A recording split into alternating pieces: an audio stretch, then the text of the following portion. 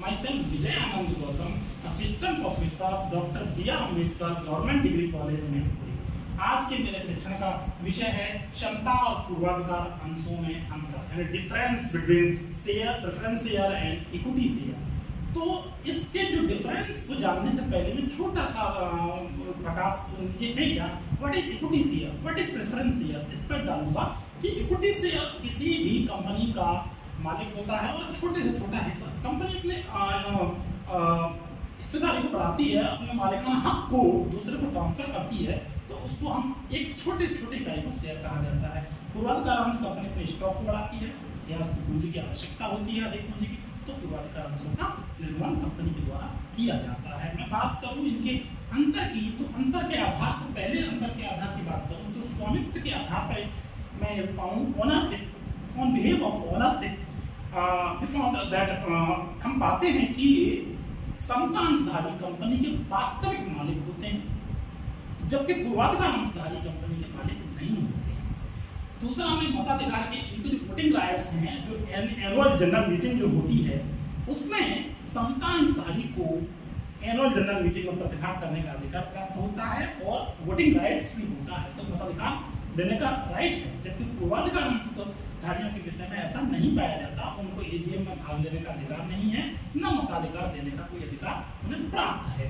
दूसरा, मैं इनके शोधन की बात करूं, जब इनके रिडम्पशन की बात करूं, तो रिडम्पशन के समय पे हम देखते हैं कि समतांशधारियों का अपने जीवन काल में कभी रिडम्पशन नहीं किया जाता, जबकि पूर्वाधिकार अंशधारियों का एक निश्चित समय के बाद रिडम्पशन या शोधन उनकी रकम को, पूंजी की राशि को वापस कर दिया जाता है कंपनी के द्वारा।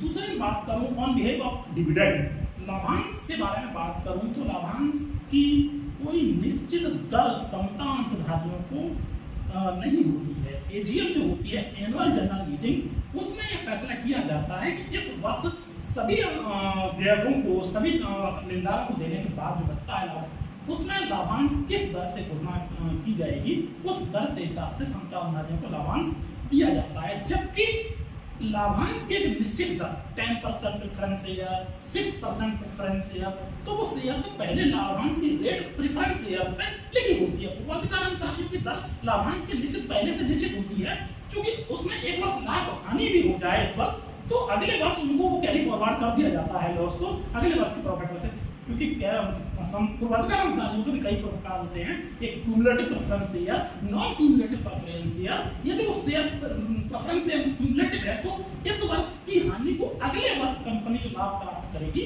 उसमें से कैरी फॉरवर्ड कर दिया जाएगा।